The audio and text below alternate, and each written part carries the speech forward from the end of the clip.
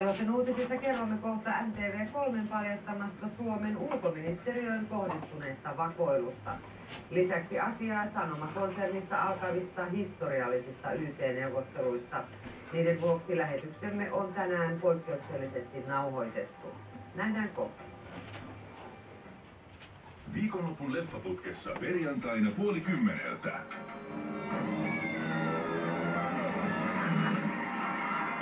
Hei, me lennetään. Lauantaina 9:30. Hamekyttä. Ja sunnuntaina 9:00. Hamekyttä 3. Pojasta polvi paranee. Viikonlopun leffaputkessa Nelosella.